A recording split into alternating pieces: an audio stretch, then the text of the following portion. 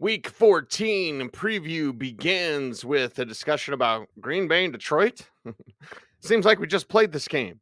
We're back at it. Thursday night football, Green Bay Packers side. Now, this one's on the road. This one's on the road for them. So, how does Green Bay attack this one differently, Bloom? Because we just did play this one. Yeah, the first game was played in not great conditions for offense, and the Lions just manhandled the Packers. Now, this one is going to be indoors. Remember also, by the way, as an interesting note here, the Lions haven't won anything yet. I mean, there's a lot of scenarios where they're a wild card after everything they've accomplished, and this game is a really important game for them to try to avoid that outcome. So could we see more passing from Jordan Love? It's been more of a low volume passing game, but if the Lions can jump out to lead, and remember the Lions offense, we'll talk more about this, but they haven't exactly been high flying the last few weeks. So this is going to be something where we could see more Josh Jacobs at first, but also we could see Chris Brooks, who's been playing really well. Sorry, my cat. How you doing there, everybody? Got to feed the cat before you start the show. Those people with cats know what I'm talking about. So Emmanuel Wilson could be more involved. Chris Brooks could be more involved. And of course, we're going to see a lot of Josh Jacobs. We're going to see a lot of Jaden Reed. Jaden Reed had a pretty big game in garbage time, basically. He had 2 touchdowns last week. Romeo Dobbs could be back. Jaden Reed should be in your lineup with 6 teams on bye. Christian Watson's a little tougher call, but there's upside there. We've already moved on from Dontavian Wicks. And Tucker Kraft also showing us last week he doesn't need to score a touchdown to have a ceiling game.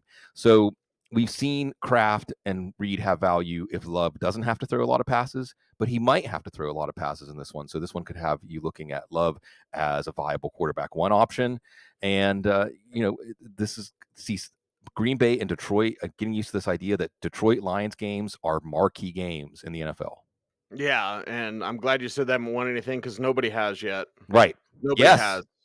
We're going to watch this month, specifically in the month of December. Can you get hot? Can Yeah. you go Baltimore Ravens with Jim Caldwell and just get hot at the right time? Detroit side might be without Taylor Decker. In fact, I don't think Taylor Decker is going to play on Thursday night. How does that impact all their weapons they have? Yeah, again, this offense, for a stretch there, this offense was looking like they were going to pull away Secretariat style from the rest of the league. And now they've been contained to some extent, just scoring in the 20s. It's still going to be Sonic and Knuckles. And then you're still going to play Amon-Ra St. Brown. You're still going to play Jamison Williams. I mean, it's indoors. It only takes 1 play, a 70-yard touchdown. And Sam Laporta, at least they got him back in the scoring column twice last week. So, I mean, I could imagine getting some questions where if someone has Jonnu Smith and Sam Laporta, okay, you're not going to play Sam Laporta, but you're probably playing Sam Laporta. Tim Patrick. Also, if you're looking at a shootout game script here, Tim Patrick becomes interesting with Khalif Raymond on IR. Jared Goff is the toughest call. I'm not even sure Jared Goff is the best quarterback to play in this game, just because I think when you get down in the red zone, the Lions are more likely to go to the running backs. Jordan Love, on the other hand, may be looking to pass more in the red zone. We'll see. But mostly, I just want to enjoy this game. And a reminder, like you said, Cecil, no one's won anything. And this is where we start to really figure out how the playoffs are going to shake out. Separation begins now. So, unless it's this game we're talking about, Jacksonville and Tennessee. I mean, separation in draft order, maybe, right? Something like that. Why is Mac Jones good in relief and not good as the starter? Because it's Mac Jones starting. They haven't yet shut Trevor Lawrence down for the year, but they should. So yeah, let's talk Jacksonville side first as they travel to face the Titans. Yeah, it's not 100% that Trevor Lawrence is going to play, but he's not going to play. And Mac Jones played pretty well. Like you said, Cease, the main thing here is draft implications. Right now, the Jags do have the number 1 pick, but these teams are going to play twice in the next 4 weeks. It's going to do a lot towards determining who gets that number 1 pick. And of course, the Jags with Trevor Lawrence, you want to talk about making this, it wasn't really odd, Cease, by the way, that the Bears are like, this is going to be the most coveted job. You let other people say that. I mean, even if it's true, and I don't know if it's true, but if you have the number 1 pick and Trevor Lawrence, maybe that's the most coveted job. They have some talent on defense too. So the Jags, got to lose to hold on to that number 1 pick, but Mac Jones is heating up, which is important. You're going to play Brian Thomas Jr. anyway, but now ceiling games are in play for him. Parker Washington is a what the heck flex here. You saw some chemistry in the second half as almost all the way back from 17 down. Mac Jones brought the Jags against Houston. Evan Ingram's in your lineup, obviously high floor play. Again, if you have Jonnu Smith or Evan Ingram, Jonnu Smith's breaking all the tight end questions, but you're probably playing Evan Ingram. And then Travis Etienne, Tank Bigsby, what the heck, flex? You think the Jags, and they have been playing hard for Doug Peterson. So even though, when did we know Doug Peterson was going to be fired? Cease, like a month ago. They're still playing hard for him. And we could see Bigsby and ETN. The Titans look like they were sleepwalking through the game against Washington last week. So we'll see if they wake up in time for this one, or maybe they're headed for that number 1 pick. And now that you're starting Nick Westbrook-Akine every Yeah, single week, nothing. hopefully he keeps going for you. Calvin Ridley, a little bit here and there. Same thing with Tony Pollard, but even if you shut him down as a runner, as happened last week, he can still have, Right. 4 or 5 grabs as a receiver, which is fine. Shouldn't be starting Will Levis. I still love Chigio Okonkwo, but I'm waiting for that offense to be better. You've got Nick, you've got Calvin, you've got Tony. That's about it. Yeah, with 6 teams on bye, they're fine plays. And I was ceased. I didn't mean to interrupt you. I just feel like now everybody, because he had 2 touchdowns last week, everyone's fully caught up on Nick Westbrook-Akine, and that's when he turns back into the guy that gets 2 catches for 17 yards. But you're going to play him. You're going to play Calvin Ridley, Will Levis, and you know what you have here with Levis and Mac Jones. At least you have quarterbacks with nothing to lose. That could be good for fantasy. You're not worried about losing your job. You're not worried about interceptions. You're just going to play. Let the spirit of Jameis Winston in to how these quarterbacks are going to play this game.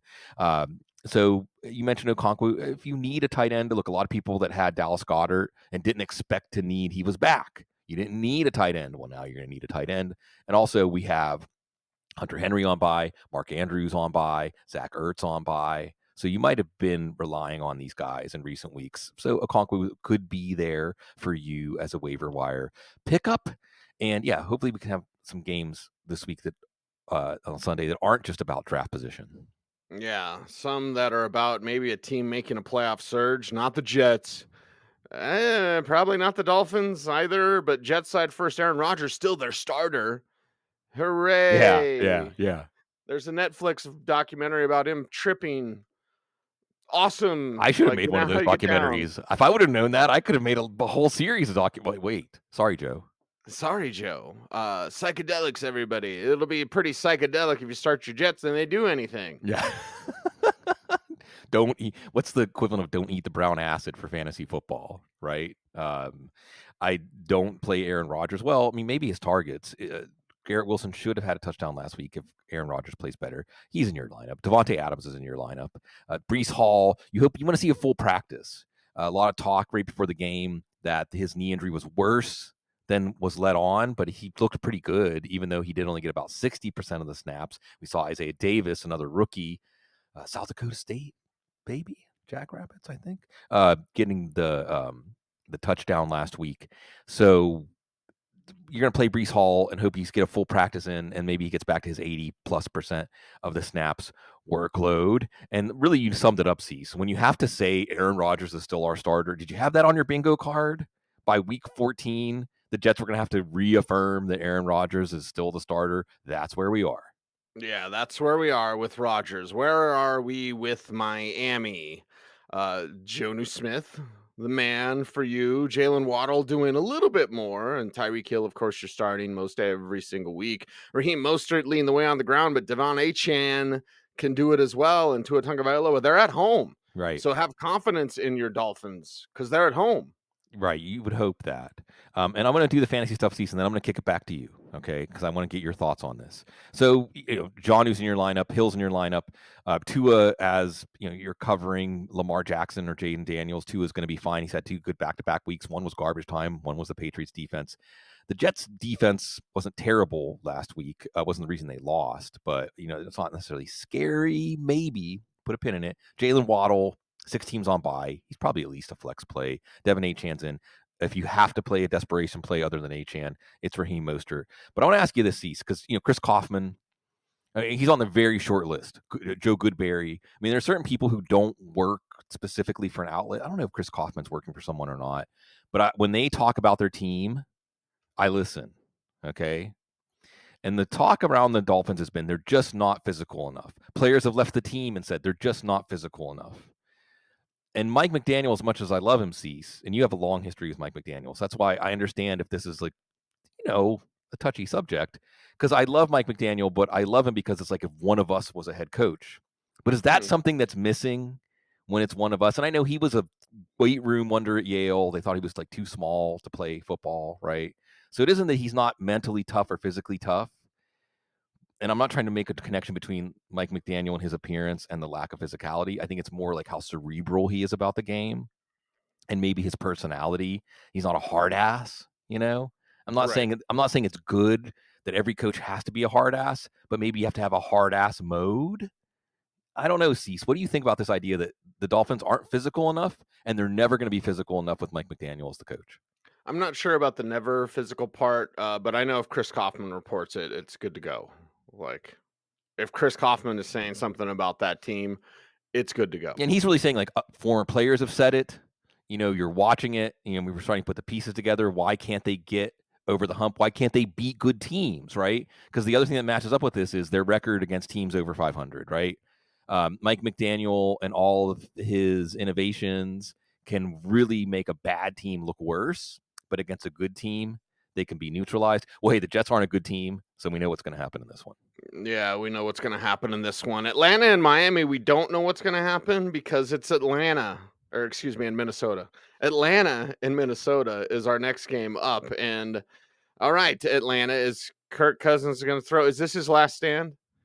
Essentially, we know what should happen with all the weapons, and we already know the names and Drake London and Kyle Pitts, and we'll throw some love for Darnell Mooney and Yeah, Bijan yeah, Robinson and Tyler Algier as a what the heck flex. We know what should happen, but it can't happen if Cousins is out there looking like crap. yeah. So is this his last stand to bounce back after a 4-pick game?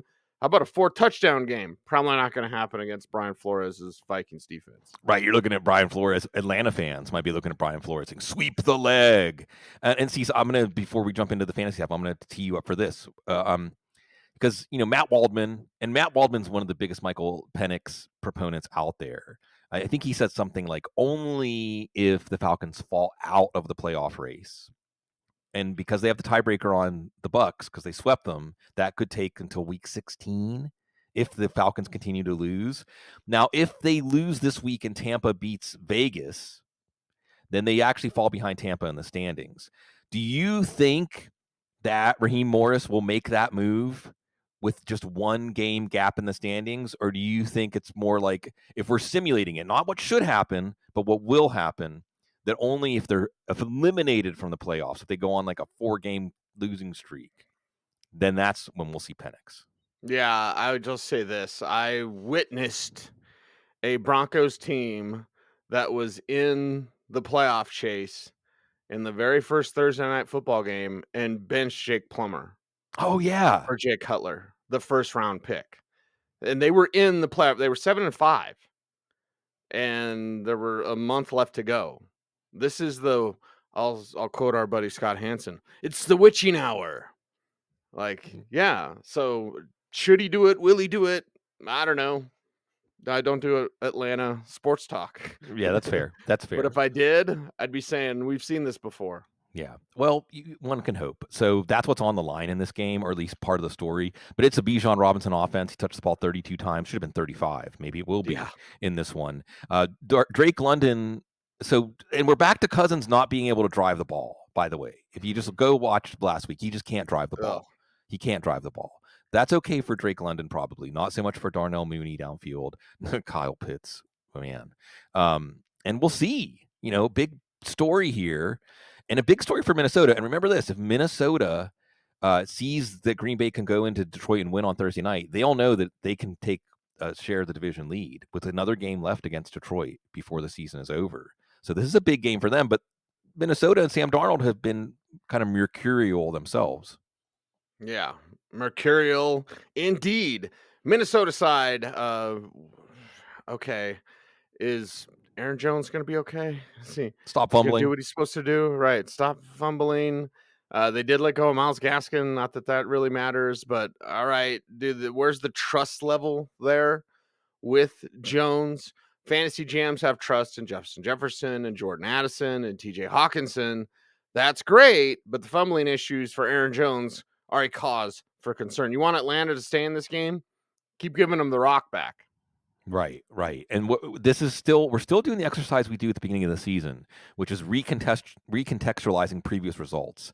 So the Chargers, is their offense swirling down the drain right now, or is Atlanta a defense that figured some things out with the pass rush during the bye? Because I think that if we see that Minnesota's offense functions pretty well, and Sam Darnold within a game, he channels Jameis Winston. Within a game, you'll see Sam Darnold make some terrible throws and some great throws these days. So can Atlanta force him into mistakes? Can Atlanta get him into that seeing ghosts mode? We saw them getting to Justin Herbert last week. You're going to see, I think Aaron Jones, they trust him. I think they keep showing us, and he fumbled twice in the first 4 plays last week, and he ended up scoring the game-winning touchdown. So I think they trust him. He's safe to put in. Obviously, Justin Jefferson's safe to put in. Jordan Addison, TJ Hawkinson, because there's 6 teams on bye, chances are you're going to break ties in favor of them. But the ties might be a little lower on the scale than they were 2 weeks ago before we saw this offense really take a step back, honestly, last week, even though they came back to win against a pretty tough Arizona defense. So, again, this is a game where there's a big range of outcomes for both of these offenses, for both of these quarterbacks as they try to make the playoff push. Playoff push abounds for your fantasy teams as well. We've got 4 games down, couple of games to go. Part 1, week 14 preview. New Orleans Saints, Taysom Hill's done for the year. Uh, New Orleans Saints, Taysom Hill's done for the year. uh, How does that look? Now, on the road against the Giants, might be a little bit more robust, but Taysom Hill's done for the year. So, again, Bloom, how does that look for this team that loses their ace in the hole? Yeah, bad, really bad. And the numbers back this up, okay? The numbers back up that when they don't have Taysom Hill, the offense really bogs down. So what is there here? Alvin Kamara, if you need a bye week tight end, Juwan Johnson might be the number one bye week tight end that's probably on your waiver wire. Marcus Valdez-Scantling, another long touchdown in him. I mean, it is the Giants. So, he's at least a what the heck flex. Kevin Austin, undrafted free agent out of Notre Dame. He was one of those guys that went undrafted. A lot of people had him as draftable, and now you're seeing why. And he's getting opportunity. We'll see if Chris Olave is going to come back soon. Not going to be back for this week. Derek Carr. And by the way, Kendre Miller out of the doghouse. Darren Rizzi. Remember this. Darren Rizzi's from the Dan Campbell, Sean Payton tree. Dan Campbell got to be the interim head coach for Miami. See, you remember this? And they were saying, well, Miami's also considering Dan Campbell among the head coach candidates, and everyone laughed. Really, like, ha, really? Come on. He was just the interim head coach. 6 years later, no one's laughing. Maybe we have another story like that about Darren Rizzi, who they ask him about Kendre Miller, and he says, doghouse? No, he's not in a doghouse. I don't have a doghouse. I don't have a dog. So that's refreshing. Maybe Kendre Miller still has a chance. Maybe not this week, but I'm just saying for your dynasty leagues, know that redemption is there.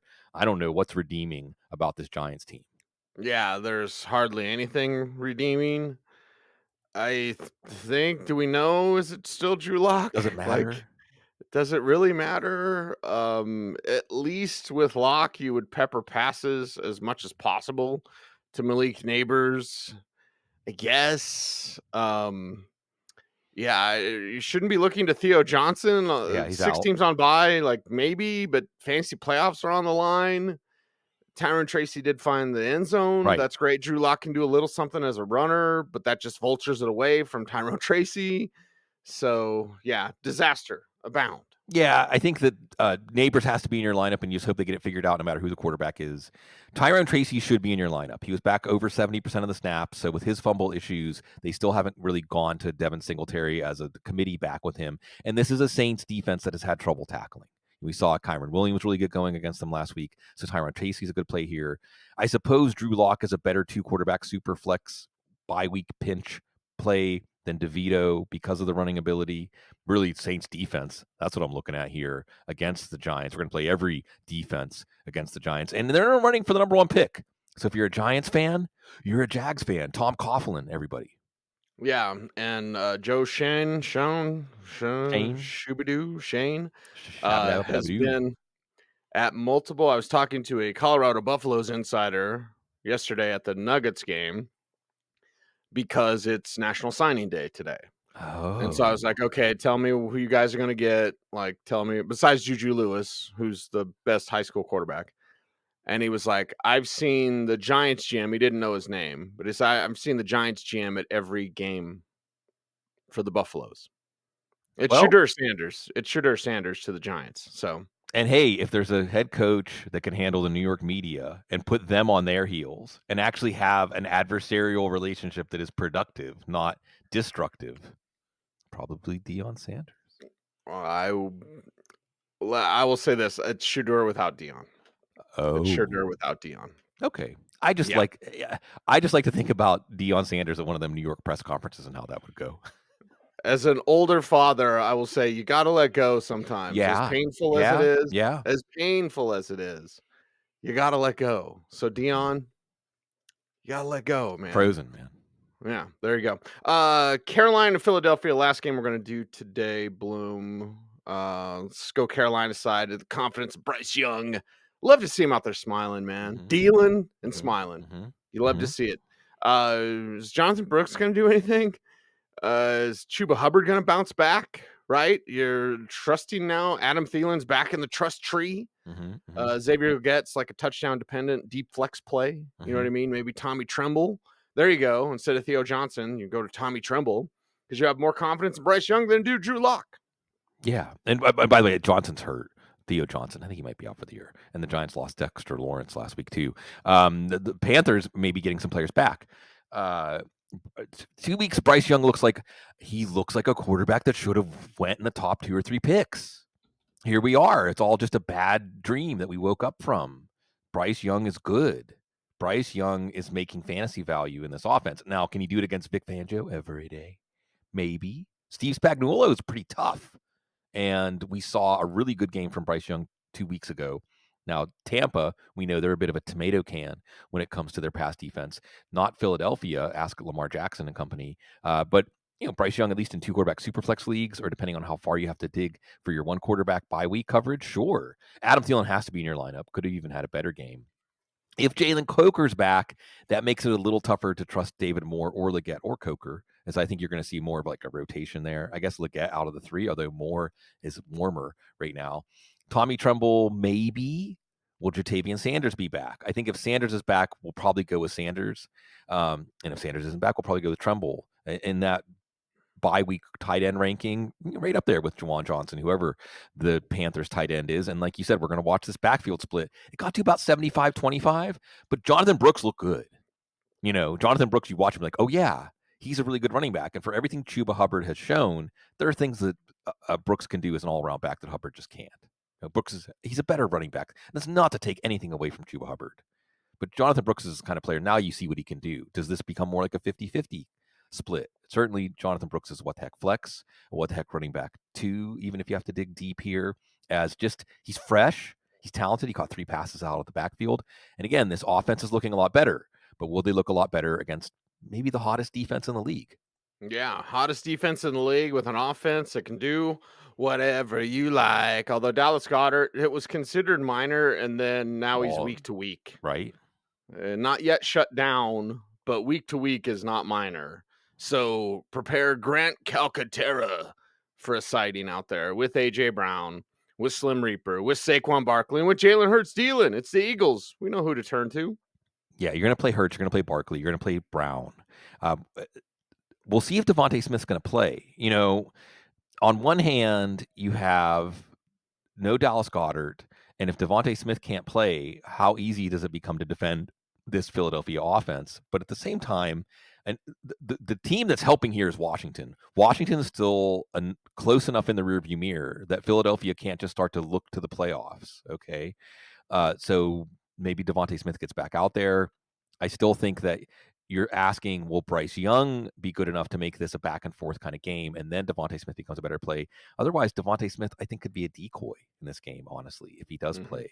So I don't think you're going to risk a lot here because you want Devontae Smith on the field in January. So Dr. Gene, what's up, Dr. Gene? A lot of love in my heart there. He always taught us that, hey, once a player misses a couple of weeks, there's that 1 week ramp up, conditioning. You don't necessarily want to bring them back that first week once there's a soft tissue injury that costs them multiple weeks. So we'll watch that. And Grant Calcaterra can't block. I know that. I know that Eagles fans are saying, Grant Calcaterra, can we get another tight end? Is there a tight end on the street that we can get? but probably not anyone that can replace Dallas Goedert. It's an intriguing game. See, a month ago, didn't have it as an intriguing game. Now, really interesting game. Because of Bryce Young. Yeah. All right. Interesting days abound for your fantasy teams. I was talking to our friend Brandon Cristal. He's like, in my 8 leagues. I was like, 8 leagues, buddy. Wow, you're picking up there in the world. Yeah. So yeah, we're here to help you. And the Jerry Jeudy game. Jerry Jeudy went from 30th in the NFL in receiving yards to 5th. Right. With that game against the Broncos on Monday night. I was talking to my buddy Jake, and he's like, our fantasy league was chaos because of that. Yeah. Like 4 spots changed in their fantasy playoff rankings. Yeah. And he's playing his wife this week in a 2-week fantasy playoff scenario. So I was like, oh, and he's like, I'm keeping her up at night so she can't get the waivers in the morning. Like, psyops. Love and war, right? Love and war in fantasy football. So shout out Jake Shapiro. Shout out Brandon Cristal. Yeah. Shout out you, Sigmund. Hey. And everything you do for footballguys.com. We are here for you. Check out our free daily newsletter at footballguys.com. Sign up for footballguys.com. We want to, send the show a little Christmas present. Well, we ask you just, hey, no silly super chats. Just subscribe to footballguys.com. Great value, tremendous value, and we love you and appreciate you for that. He's Sigmund Bloom. You follow him on X at Sigmund Bloom. I'm at Cecil. The show is at The Audible saying, watch the other videos. Stay tuned and stay frosty.